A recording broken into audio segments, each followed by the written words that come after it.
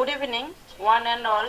On behalf of NDEF Series 1 Webinar Team Management, myself, Dr. Pompi Ghosh, welcome all of you and our resource person in this auspicious evening. This is our 9th webinar under Environment and Development Series 1 webinars. Today's topic is Impact of COVID-19 on Nature and Biodiversity. Today's resource person is Priyanjana Ghosh, Madam, Senior Lecturer and Course Architect, Life Science, Biotechnica Info Labs Private Limited. Now, all of you are well accustomed with our webinar team management and webinar's motto. So, without delay, from prior permission from our Secretary, Dr. Debobroto Das, I am requesting Madam to start her presentation before our respected virtual audience. Madam, you can start now. Sure, ma'am. I'll start my event.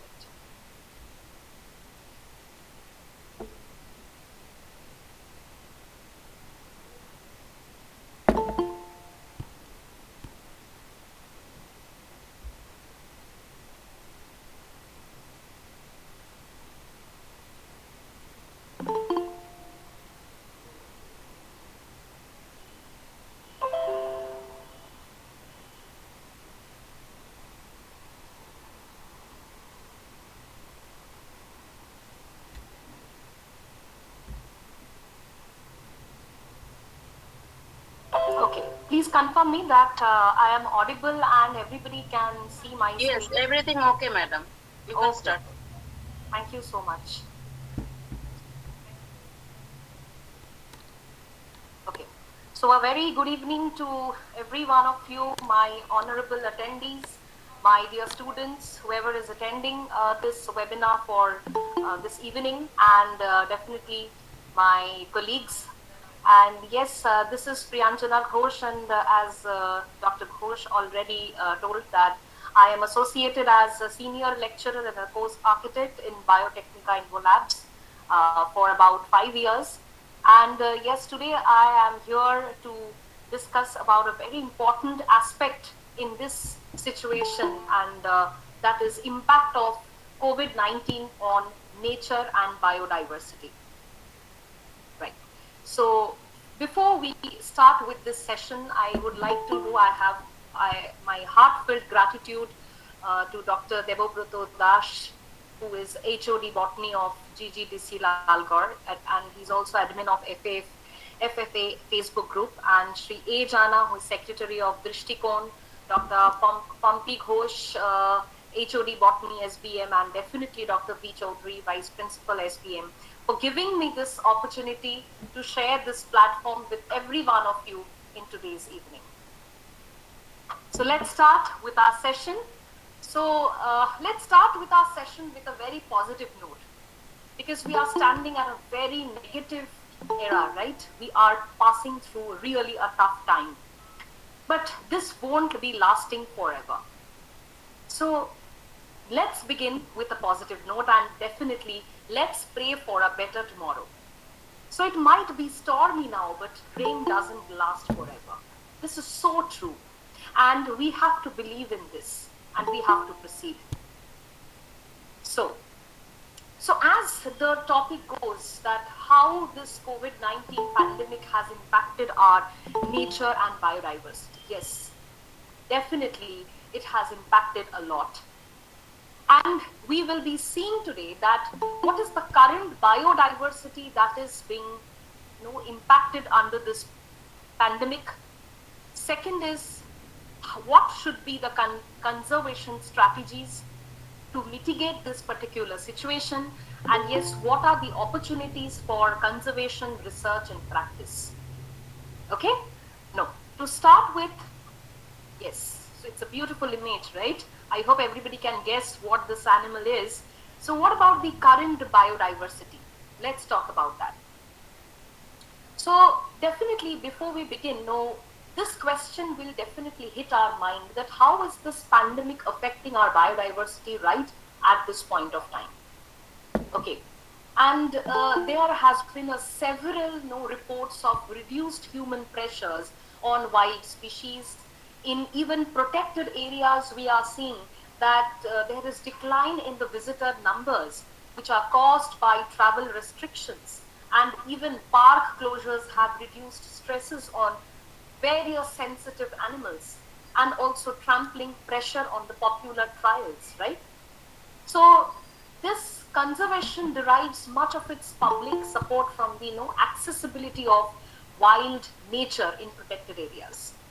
And if you look at these numbers here, so we can see that there is decline in visitor numbers caused by travel restrictions that I right now mentioned. That is the most prevalent situation that we can witness. Next is reduced human pressures on wildlife species. So, no, yes, now we are standing in the second wave of pandemic.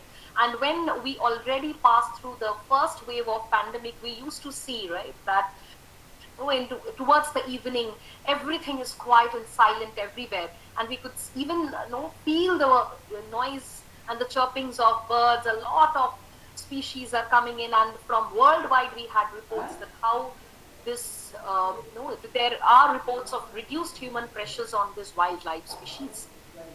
So this is the second most prevalent witness that we definitely have seen in this pandemic.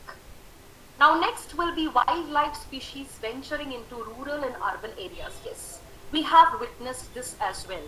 A lot of species which in normal times we couldn't see them even in the normal areas or localities or communities. Yes, they were out. And why they were out, have you ever given a thought over this? Yes, the biggest reason behind this is the pollution factor. That's the utmost important thing. And that led to these sensitive and wild species venture into this urban and rural areas as well. Then yes, reduction in global warming, that's the biggest point that we witnessed in this entire pandemic era. And finally, yes, we have global decline in greenhouse gas. And apart from this, these are the major status which we discussed at this point of time. So apart from this, we have another impact, some other factors that is definitely alarming at this point of time. And that is one of them is global wildlife trade. Okay, that is a biggest concern, I would say. It's global wildlife trade. Okay, so it's in the spotlight now. Next, poaching. So poachers are taking the utmost advantage of this quiet nature we are having right now. This is the another scenario we are facing for biodiversity. Next, we have the zoo animals. Now, there is an adverse impact of this reduced human pressure. Yes, we are saying that there are there are cases of reduced human pressure, but this is coming out to be as an adverse impact on the animal system and among the animals, because it has been noticed that the zoo animals are getting sick, and zoo animals are actually making, yes, they are making the most of their privacy, but they are also missing human presence. Yes, so can we say that there is an eternal connection between humans and animals also? Yes, it has got. Okay, and that is going missing too. But despite, yes, they are also getting their private time. Okay, they are living, I would say, peacefully in this era. And another very important thing I would discuss at this point of time, it's about wildlife trafficking. Okay, that's the most important aspect. So we know about human trafficking, but yes, there is scenarios of animal trafficking also, and that is quite illegal. Definitely not quite, I would say it's absolutely illegal, and which is actually taking a toll at this point of time, because these poachers, they are taking the advantage of this moment. Okay, so like from Africa to Colombia, entire worldwide, there are several reports of poaching and illegal trafficking at this moment. Okay, so yes, we need to with time we have to get through and get over these situations. Now next, moving on to without wasting time, uh, that is directly we have to come and we have to establish a relationship that how this coronavirus and this air pollution, how they are related. So first of all, I would like to talk about the effects on the environment, how it's making. Okay.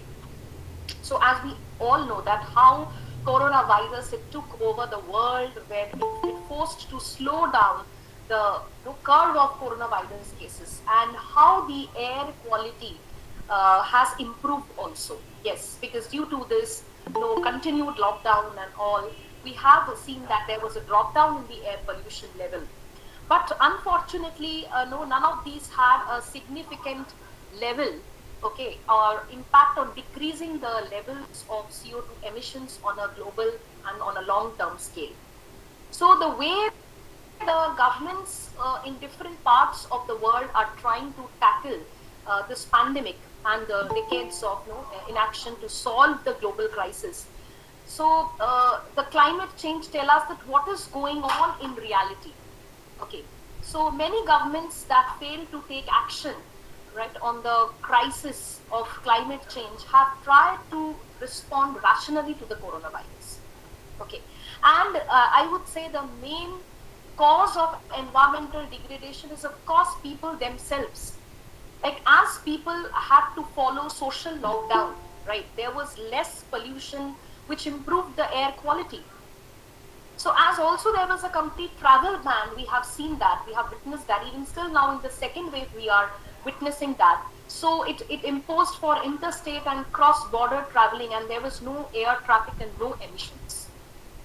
Okay, so that is how we can say that COVID-19 is enhancing the same to a greater extent, and 4.6 million people, we know that they dies due to respiratory problems linked with air pollution. Okay, so yes, definitely on one hand we are seeing on one side we are saying that yes, we have a drop down in the level of air pollution, but still we know that how people dies out due to certain respiratory problems that are linked with air pollution. And now we are witnessing that a lot of people, we have already seen in the second wave that how people are dying just out of oxygen saturation. Correct. So that is a very important thing here. Okay, so despite the death tolls we are seeing and the health issues, the environmental problems are not so often covered by the media, we have seen. So it is this report which I have mentioned here, it's definitely being given by World Health Organization. Okay, so that is what people having respiratory problems or diseases, definitely they will at a higher risk of having this coronavirus complications. Okay, like I can say that as reported, like right after the first wave of this COVID pandemic, the lockdown rules, they were lifted in China, and in the Chinese government, they decided to relax the environmental standards just to speed up the production. And in such cases, this air pollution is bound to decrease, which was controlled at one point in time, like as factories and companies try to cope up with the lost time by increasing the production. Okay, so that is how we can build this relationship between coronavirus and air pollution. So two things we can make out of this here. One is, yes, air pollution is really going down due to this pandemic and due to the social lockdown we are having. But on the other hand, yes, again, it's taking a toll, because we know it's sometimes now scientists are coming up with this notion that it's an airborne, and might be, it's not yet confirmed right now. And yes, and a lot of people dies out of this respiratory problem, and that is linked to air pollution.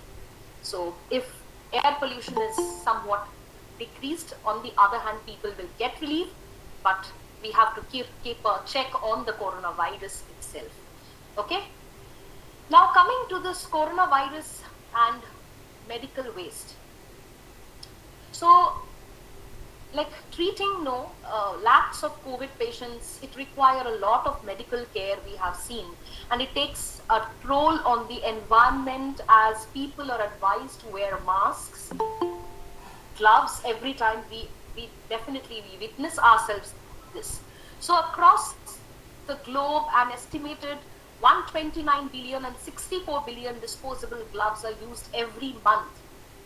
Okay, and these reports and the stats which I'm sharing, definitely it has been reported by World Health Organization. So even due to PPE kit disposal, UN made an estimation that there will be more plastics than fishes in the ocean by 2050. So just imagine what it's going to happen by the end of 2050. Okay, and about 300 million tons of plastics are produced every year, and 8 million tons they end up in oceans. So it's alarming, right? So one hand we are saying we are preventing, we are spreading preventive awareness among the people that please wear gloves, wear masks, wear gloves. But have you ever thought what is going to happen right after this? Because the pandemic it's not going to end right at this point of time. Never. Correct. It's now an ongoing process. We cannot say no, 2022 will be free of COVID. No, it cannot be so. It will be there with us, definitely with the with the boon of the vaccination and all, it might be controlled, but it's never going to end abruptly. And in this way, this is the estimation we are expecting out of this. Just imagine how much, the estimation will be like more plastics than fishes residing in the oceans. Correct?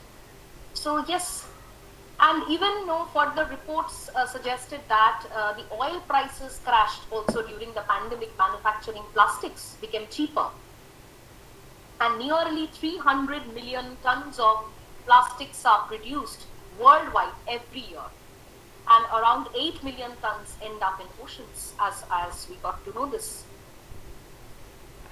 Now a major concern that how it's impacting the wildlife.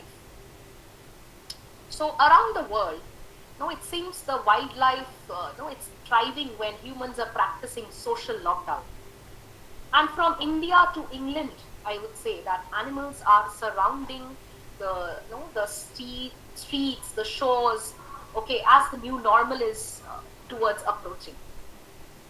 So it's just like we have a lot of memes. We have seen those memes in every social networking sites also, like humans are in quarantine and animals are certainly not, which we used to, it happened before. It's a role reversal situation that is taking place right at this point.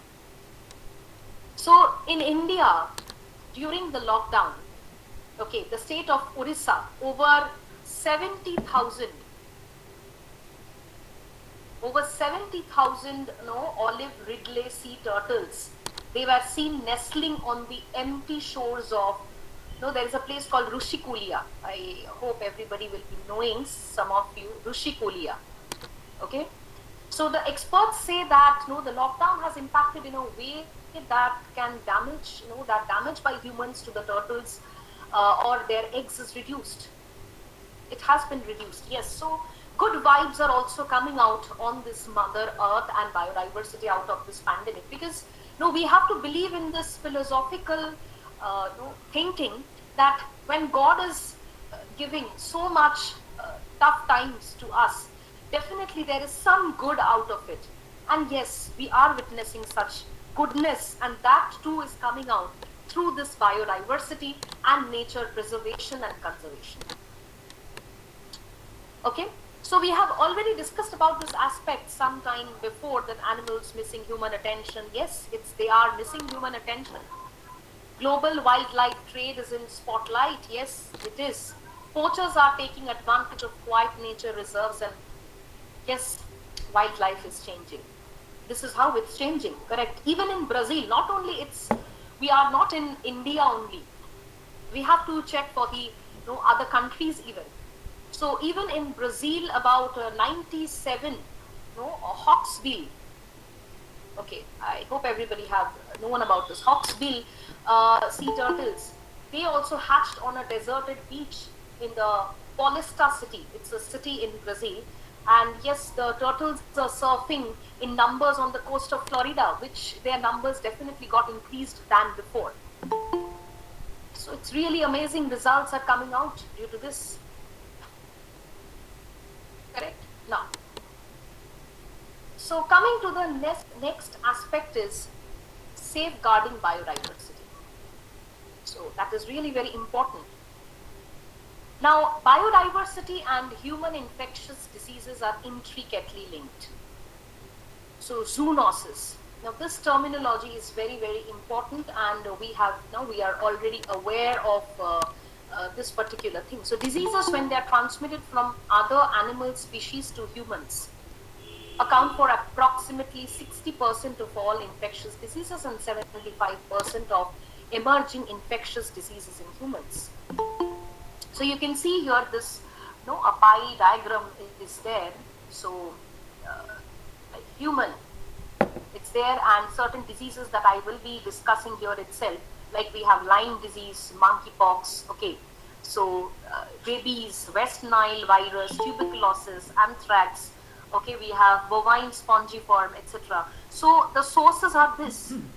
So when we talk about Lyme diseases and these Ebola, SARS, they all have come from wildlife. And even when we talk about this COVID-19, this new strain of coronavirus, initially it was thought to have transmitted from pangolin, but yes, as and when the time went away, the actual source, it's still not yet clear.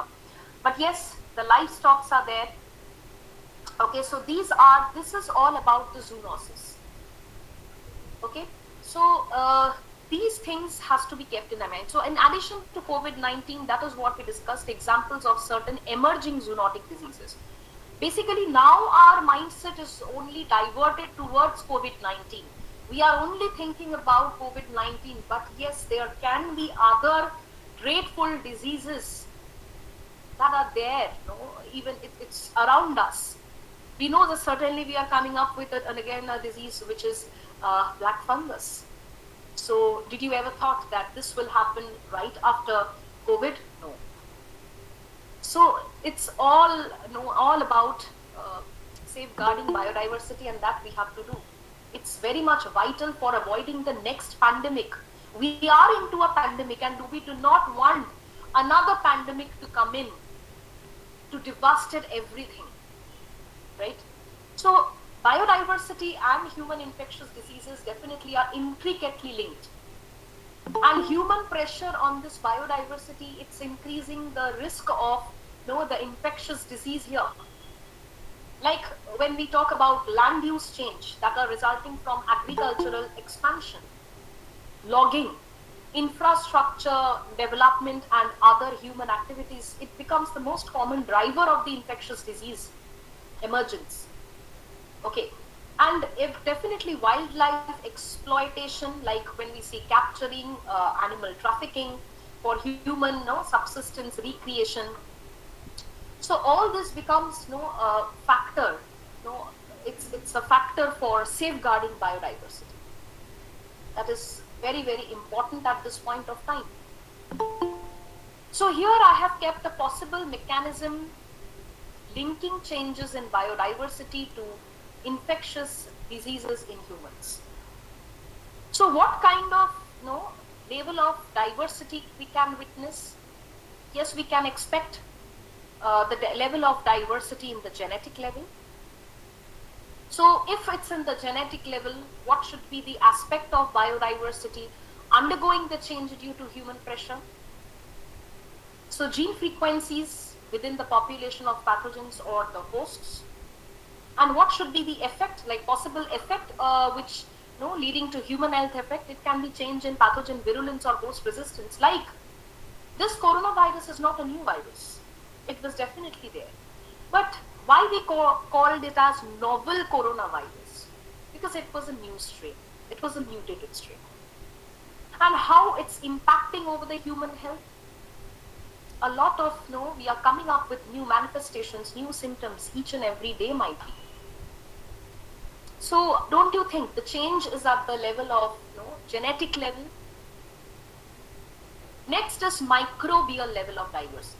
So definitely composition of microbial communities in the external environment or within the host. This is the aspect. What is the possible mechanism leading to human health effects? So it can again change in pathogen virulence in host, it can change in immune response, allergic sensitization, a lot of things can happen.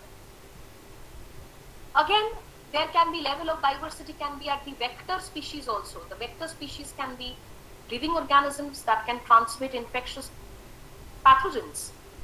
So these are, you can just go through, these are the factors, no, these are the aspect of biodiversity which are undergoing change just because of this human pressure. Okay, and we will be witnessing some more in the future also. Like yes, one of them can be host species again. So another thing can be like, no, another impact can be diversity, composition and range of host species, and more or less if you check the impact, they stands out to be more or less same. That what kind of impact will be, taking place over the human. So these definitely another level of, this diversity will be ecosystem, community. So community includes a lot of things. Community includes interacting species, that includes even predators, prey, food competitors, everything. So that means if any one of the, when we talk about this pyramid, life pyramid and everything, or if any one sect of this entire community is somewhat disrupted, it will definitely going to impact the entire ecosystem. And that is what is happening right at this point of time. So yes, I have tried to establish some example of links between biodiversity and infectious disease emergence, incidence or distribution. So can we see here that there are 5 stages. So starting from stage 1. So please just go through the heading, what it's mentioned here. Examples of links between how biodiversity and infectious disease emergence, incidence or distribution is taking place. So everything, this pyramid which we are seeing in front of us can definitely and can well explain the current scenario of COVID-19 in today's pandemic. So first stage 1 is, it can remain exclusive to animals. Because when this thing started, when this history of pandemic started in the year 2019, December, China, Wuhan, so it was only restricted to might be a few people. But if you see the scenario right at this point of time, it's a biomagnified thing which we are seeing of that pandemic, which started with a single person. And that is what they are trying to say here, trying to exhibit here. That stage 1 can remain exclusive to animals. It's not about only COVID, it can be about any disease type which can impact on the biodiversity. Stage 2. So primary human infections only, it can only be restricted to primary human infections. Next, it can be limited to human transmission. So in this way, I would say our pandemic also got spread. We can say this was the modus operandi. Okay, so this is limited human to human transmission. Next, it will be sustained human to human transition. That is, yes, now see, now it has more or less, like you just compare this thing with COVID-19. So now it has a sustained human to human transmission, right? Readily we are not seeing in animals, but it's amongst the human to human transmission. And lastly, we have exclusive to humans. So are you able to get this pyramid? Amazing pyramid, which is establishing a beautiful relationship between biodiversity and infectious disease emergence. Next, so I just told you that I would be discussing about certain disease pattern. Okay, so definitely to explain this, exemplary, I told you that I will be sharing some examples of how it can be linked. So let's take the example of Lyme disease. So these are the symptoms, early signs we can see with this Lyme disease. So like you might have this thing going in your mind that why I'm discussing all this thing at this point of time. But these diseases need to be known here, because now we have only the notion about only one disease we are seeing in front of us, but no. We have to be aware about a whole lot of diseases that might happen, and the pathogens are just around us. So these are the early symptoms of Lyme disease. Okay, so basically the pathogen that causes Lyme disease is called as Borrelia. Okay, you can see. Okay, bug dotferi. So the early signs of this disease is fever, chills, you can see headache, fatigueness, and later signs of this disease can be facial palsy, irregular heartbeat, dizziness, bullseye. So host species diversity has a strong effect on the risk of human infection from Lyme disease in the United States. Yes. Okay, so we know that even white-footed mice, they feed and infect large number of pigs, whereas most other hosts they feed but not infect pigs. Okay. So host species differ in their probability of transmitting the infection. Okay. So, Ma'am, sorry to interfere, but your presentation is not visible. not visible? Ma'am, the presentation is clearly visible and your audio is very good. Okay. Visible. Okay. Visible. Fine. Please, participants, please don't disturb ma'am. All are doing. Please check your internet connection, I guess. That would be fine. Okay. Yeah. I should proceed, I guess. Okay. So the next thing is malaria. Okay, it's a simple disease, right? We know about malaria. Okay, so you would be thinking that why I am talking about malaria at this point of time. Like now we have a most dreadful disease called coronavirus around us, and suddenly I am jumping into malaria. So malaria is an acute febrile illness that is caused by a protozoan parasite that we all know. It's Plasmodium vivax. So that is transmitted between people through the bites of infected female Anopheles mosquitoes. Okay. So do you know that in the Peruvian Amazon, for example, they are the deforested sites. I hope you know, everybody, we are aware of the term deforested sites. So they have higher density of malaria vectors and higher human biting rate also in that zone. And that can lead to increased infection risk for humans. So similar links have been drawn between malaria incidents and deforestation, not only in that, so in Brazilian Amazon also, Asia and Africa. So just think, it's not about that is how this this disease distribution, how it can impact over this biodiversity. We are getting to know about that. That is it's link between biodiversity, it's link between infectious disease emergence, incidence and its distribution. Okay. Now, so this was the example of malaria.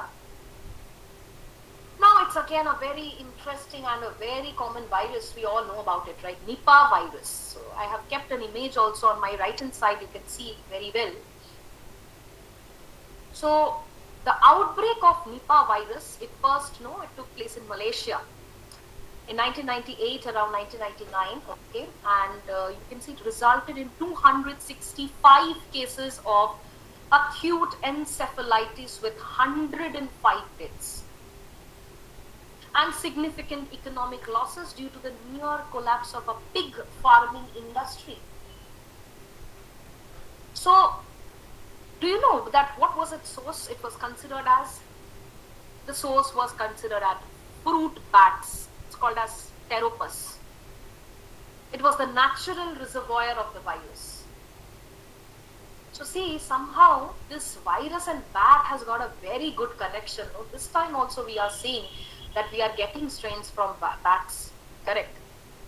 I have a slide where I have discussed about that also. So fruit bats. So Nipah virus has got a connection with fruit bats.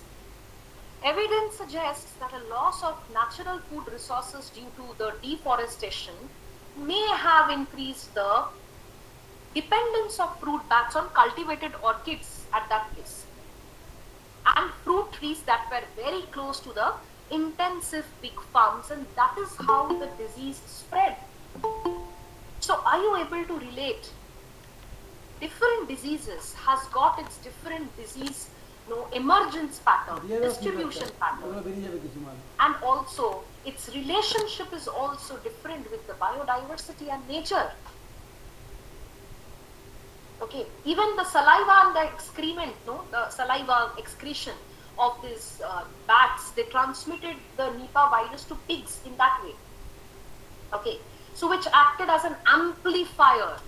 I hope here this word suits, amplifier host for human infection. So the story started from pigs. Okay, and how it got transmitted? Finally it got transmitted to humans. So can I get back to the previous slide?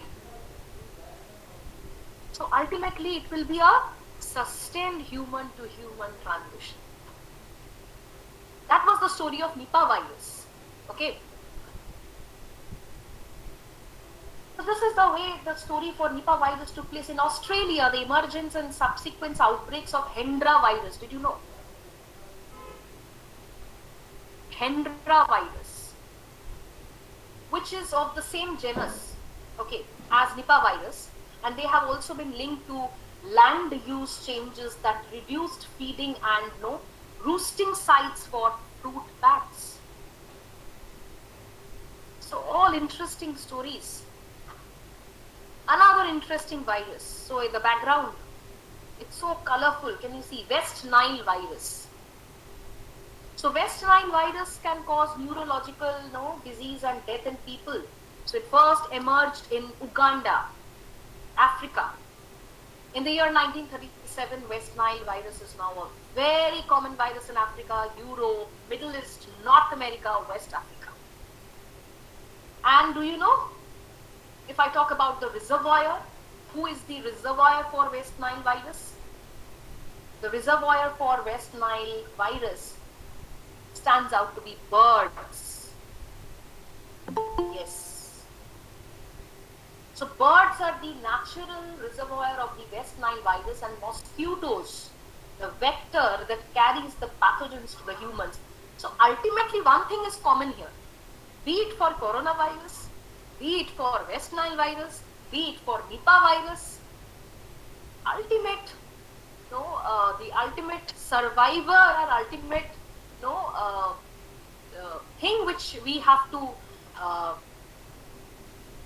expect is the humans. The disease ultimately end up in human sink. So humans can be treated as the last sink. That yes, the disease transmission will be ending up among that last living organism of this earth, and that is called humans. So in United States, like areas with very high avian diversity that are associated with lower rates of mosquito infection and incidence of human disease. So it may be due to the presence of alternative, less competent host species that provide a dilutive effect. Like mosquitoes have a very higher probability of feeding on less competent host of the pathogen. Okay. Now, but I tell you here one thing. Malaria is not generally considered as a zoonotic disease. Okay. So it's as the 4 main parasites that cause it are specific to very much humans. They are not zoonotic. So they will be specific to humans, like the Plasmodium falciparum, Plasmodium malariae, Plasmodium ovale, and Plasmodium vivax. all of these 4 species will be common to humans only. So we cannot consider malaria to be as a zoonotic disease. Okay, so I told you that I have kept an information about bats. So role of bats in spreading the pandemic. So bats have adapted easily to anthropocized environments such as houses, barns, cultivated fields, okay, orchards, where they found the suitable ecosystem to prosper.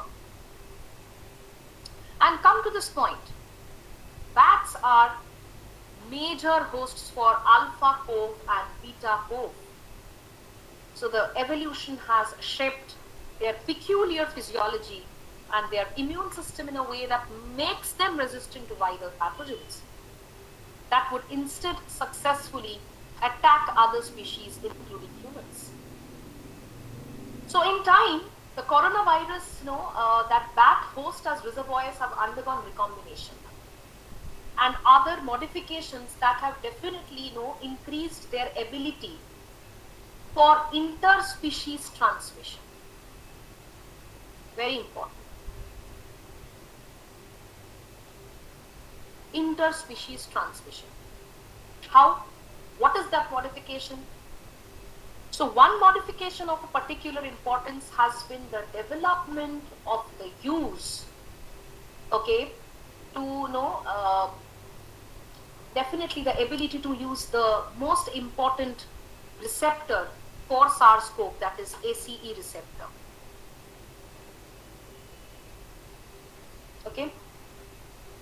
So, because we know that ACP receptor, SCE2 receptor is in the host cell. So this particular development in COVs has been responsible for the serious outbreaks, and that we are trying to get it in the bats also.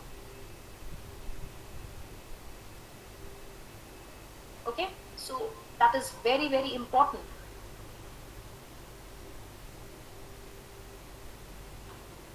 Now, so next we can say a very important information here, conceptual diagram of how biodiversity, dilution and amplification effects affect the transmission and prevalence of a directly transmitted disease. Now we need to understand this thing. This is a very vital thing that has been mentioned. So this diagram will be regarding how our biodiversity dilution and amplification. What is dilution here? So supposedly when a disease has become pandemic, so when we are getting declining rates, so it's towards a dilution. And amplification is just now I use the word amplifier. So particular disease, when it's slowly it's becoming a zoonotic disease. So it's getting transmitted from an animal to a human. So gradually it is going towards an amplification. So how this dilution and amplification is affecting, okay, it affects how it affects the transmission and prevalence of a directly transmitted disease. So how can it be a directly transmitted disease? Definitely we can talk about COVID-19 here. So this is how we can represent species diversity. So species diversity can be dependent on host density, capital N, or contact rates, or pathogen transmissibility. So these factors, mind it everyone, this is leading to dilution effect, that is disease transmission and prevalence. Like how is the host density, what is the rate of contact, like contact rates and pathogen transmissibility. So these factors we generally take up for dilution effect. Now again, host density, contact rates, pathogen transmissibility. So these also factors stand out to be for the amplification effect only.